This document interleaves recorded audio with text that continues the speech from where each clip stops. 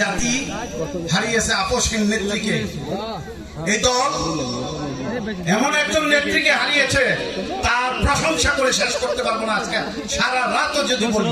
তিনি একজন রত্নগর্ভা, তিনি একজন বীরঙ্গনা। তাকে এমন ভাবে নির্যাতন করেছে এই দেশ থেকে ফ্যাসিস্ট হাসিনা। তার কিছু কথা আমি আপনাদের বলি, সামান্য দুটা কথা। আজকে এই বাংলাদেশে বিএনপি এবং আওয়ামী লীগ দুটাই কিন্তু বৃহৎ দল, এটা আমাকে স্বীকার করতে হবে। কিন্তু যে দল এই দেশে 18 বছর শাসন করে, নিপীড়ন করে, নির্যাতন করে এই দেশের তার দলের সমস্ত নেতা কর্মী, ছেলে সন্তান মেয়ে রেখে নিজে পালিয়ে যায়, তাকে নেতা বলা স্বীকার করার কোনো অধিকার নাই, কারোরই কোনো অধিকার নাই, উচিত না। তাই আপনাদের কাছে আমি বিনীতভাবে অনুরোধ করব, আমরা যারা আজকে এই জামিয়ার নিচে একত্রিত হয়েছি, আমি মনে করি আমরা সবাই জিয়ার পরিবারের লোক, আমরা ধানের শীষের লোক, আমরা বিএনপির লোক, আমরা জিয়ার আদর্শে বিশ্বাসী, আমরা জাতীয়তাবাদী বিএনপিতে বিশ্বাসী।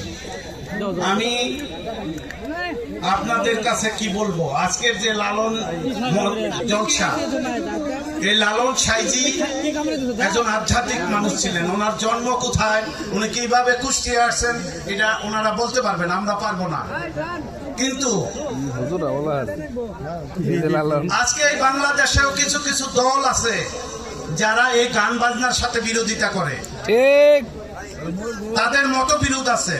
কিন্তু আমরা যারা বিএনপি মতাদর্শী, তারা আমরা জানি যে গান বাজনা, ধর্মীয় জলসা কোনোটার মধ্যে মতবিরোধিতা নাই। আমরা দুটাকেই সমর্থন করি, আমরা গানকেও সমর্থন করি, আমরা ধর্ম সভাকেও সমর্থন করি, কোনোটাকেই বাদ দেব না। মানুষ বেঁচে থাকতে হলে তার চিত্ত বিনোদনের প্রয়োজন আছে, নাকি বলেন আপনারা? আমি অল্পতেই শেষ করে দিই। আমাদের নির্বাহী কমিটির অন্যতম সদস্য কালীহাতি থানা ধানের শীষের যিনি মনোনয়ন পেয়েছেন, আমাদের সেই আপসহীন নেত্রী, যাকে পছন্দ করে নমিনেশন দিয়েছেন ধানের শীষের কান্ডারি লুৎফর রহমান মতিন সাহেব, অত্যন্ত ভালো মানুষ, ক্লিন ইমেজের একজন লোক। আপনারা যারা কালীহাতির বাসিন্দা আছেন, তাদের কাছে আমি বিগত ভাবে, আমরা 18 বছর কিন্তু ভোট দিতে পারি নাই।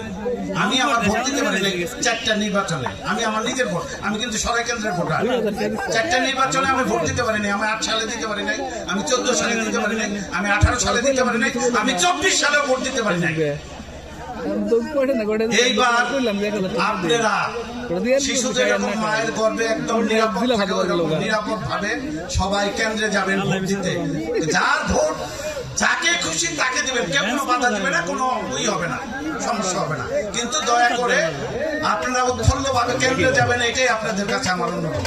আপনারা ধানের শীষে ভোট দিবেন।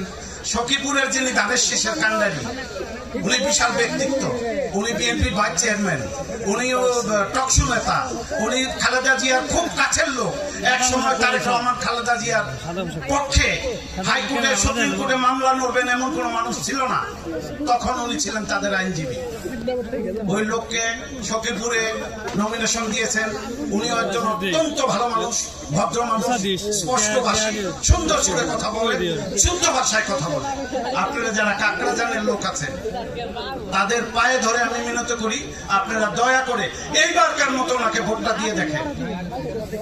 আমাদের টাঙ্গাইলের কিন্তু একটা ঐতিহ্য আছে, সারা বাংলাদেশের 64টা জেলা, 64টা জেলা হলেও ঢাকার পরের স্থান কিন্তু টাঙ্গাইলে। লিবারেশনের পরের থেকে টাঙ্গাইলের কালীহাতিতেই এমন কোন সিজন নাই যে মন্ত্রী থাকে নাই, হয় শাহজাহান সিরাজ থাকছে, না হয় লতিফ সিদ্দিকী থাকছে। এইবার কিন্তু টাঙ্গাইলে 2-3টা মন্ত্রী থাকবে, তার মধ্যে আহমেদ আদম খান থাকবে, কালীহাতিতে মতিন সাহেব না থাকুক, টাঙ্গাইল সদরে সুলতান সালাউদ্দিন টুকু থাকবে, অথবা গোপালপুর ভবরে আব্দুল সালাম পিন্টু থাকবে। মন্ত্রী কিন্তু 2টা থাকবেই। তাই আমরা টাঙ্গাইলের সন্তান, বিএনপিতে আমাদের গর্ব, অনেক বড় গর্ব। আমাদের উপরে সারা বাংলাদেশে 64 জেলায় কোনো লোক বিএনপি বলে দাবি করতে পারবে না, আমরা সেই জেলার নেতা কর্মী। আপনারা সবাই দয়া করে বিএনপিতে ভোট দিবেন। আপনাদের কাছে বিনীত অনুরোধ এটাই, আপনারা সবাই কেন্দ্রে যাবেন। আর হলো আজকের যে জলসা, এই জলসার গানে